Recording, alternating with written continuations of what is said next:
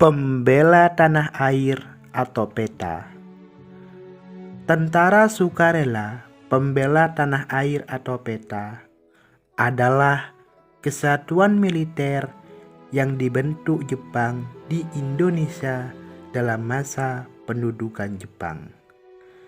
Tentara Pembela Tanah Air dibentuk pada tanggal 3 Oktober 1943 berdasarkan maklumat Osamu Shirei nomor 44 yang diumumkan oleh Panglima Tentara ke-16 Letnan Jenderal Kumakichi Harada. Sebagai tentara sukarela, pelatihan pasukan PETA dipusatkan di Kompleks Militer Bogor yang diberi nama Jawa Boei Gyugun Kanbu Resentai.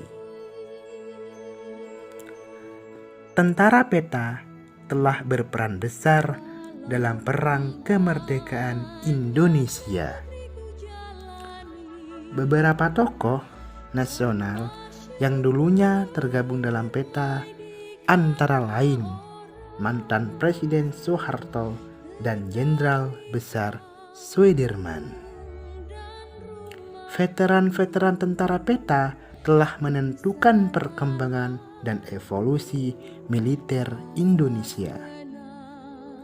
Antara lain, setelah menjadi bagian penting dari pembentukan Badan Keamanan Rakyat atau BKR, Tentara Keamanan Rakyat atau TKR, Tentara Keselamatan Rakyat, Tentara Republik Indonesia atau TRI, hingga akhirnya TNI. Karena hal ini, PETA banyak dianggap sebagai salah satu cikal bakal dari Tentara Nasional Indonesia. Tujuan utama pendirian PETA memang tidak semata-mata untuk menyiapkan Indonesia merdeka. Para pemuda dan laki-laki dewasa dilatih fisiknya dengan cukup keras.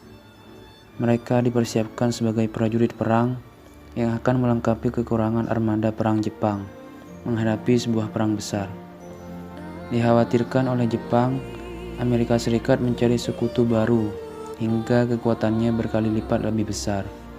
Dengan armada Amerika yang kuat dan kecanggihan peralatannya terus diperbaharui, tidak mungkin Jepang dapat bertahan tanpa tambahan prajurit yang siap dikorbankan. Namun, di sisi lain Jepang mendidik anggota PETA untuk mencintai tanah airnya sendiri.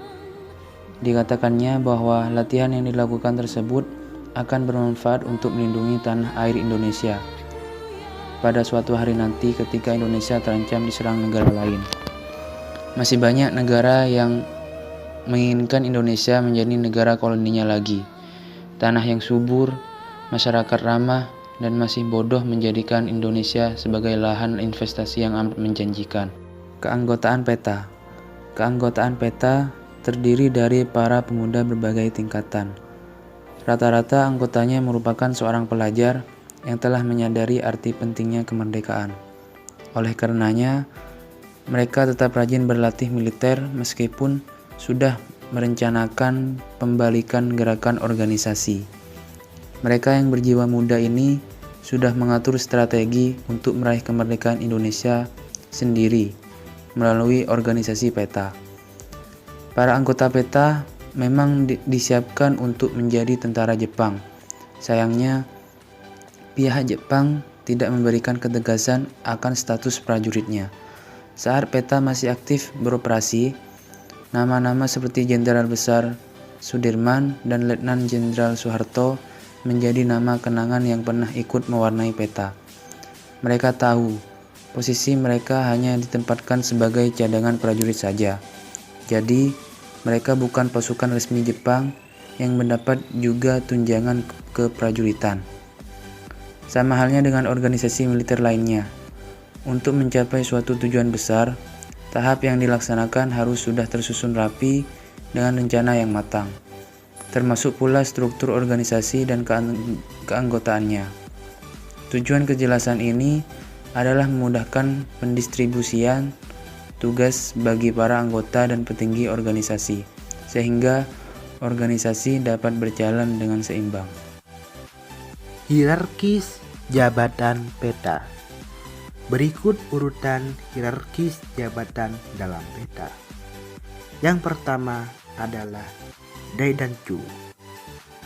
Hanya orang-orang yang memang sebelumnya pernah memiliki pangkatlah yang dapat menduduki posisi komandan batalion ini. Mereka yaitu para pejabat birokrasi, pemuka agama, para penegak di dunia hukum, dan abdi negara resmi lainnya. Yang kedua adalah Judanchu. Sedikit lebih rendah dari Daidanchu, Judanchu diperbolehkan ditempati oleh para guru dan juru tulis yang memang mendedikasikan hidupnya demi dunia pendidikan yang lebih baik. Mereka boleh memimpin sebuah kompi. Yang ketiga adalah Sudanchu.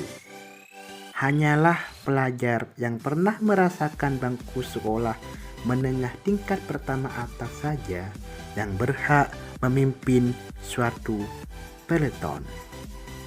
Yang keempat adalah Budanchu. Demi menjaga stabilitas organisasi, dibentuklah kelompok paling kecil dalam sebuah organisasi besar. Budanchu boleh mengendalikan suatu regu dengan syarat ia pernah duduk di bangku sekolah dasar. Keberadaannya akan mempermudahkan pengorganisasian dalam proses koordinasi. Dan yang kelima adalah Gyuhei. Anggota peta yang belum pernah sekolah boleh saja bergabung, namun mereka harus rela diberi tugas apa saja karena bergabungnya dia hanya diakui sebagai prajurit sukarela yang berada di hierarki paling bawah dalam struktur organisasi peta. Pembubaran peta. Pembubaran peta dilaksanakan sehari setelah proklamasi kemerdekaan tanggal 17 Agustus 1945. Presiden Soekarno menyetujui dibubarkannya peta karena ingin membuktikan pada dunia bahwa Indonesia merdeka di atas kaki sendiri. Sehingga setiap senjata yang dipakai untuk melawan negara manapun nantinya adalah senjata milik sendiri dengan prajurit dari dalam negeri sendiri. Sama sekali tidak ada pengaruh Jepang dalam setiap usaha kemerdekaan. Karenanya, para Daidanchu banyak yang meletakkan senjatanya.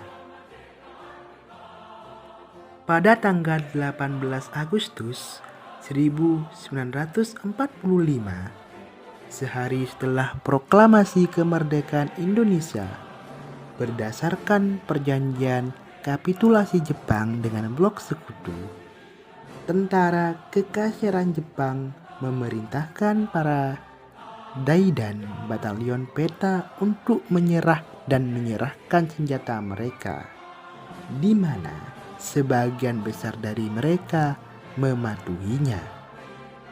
Presiden Republik Indonesia yang baru saja dilantik, Soekarno, mendukung pembubaran ini ketimbang mengubah peta menjadi tentara nasional. Karena tuduhan blok sekutu bahwa Indonesia yang baru lahir adalah kolaborator kekaisaran Jepang. Bila ia memperbolehkan milisi yang diciptakan Jepang ini untuk dilanjutkan. Sehari kemudian, tanggal 19 Agustus 1945, Panglima terakhir tentara ke-16 di Jawa, Letnan Jenderal Nagano Yuichiro, mengucapkan pidato perpisahan pada para anggota Kesatuan Peta. Indonesia tanah air peta, pusaka abadi nan jaya. Indonesia sejak dulu kala tetap dipuja-puja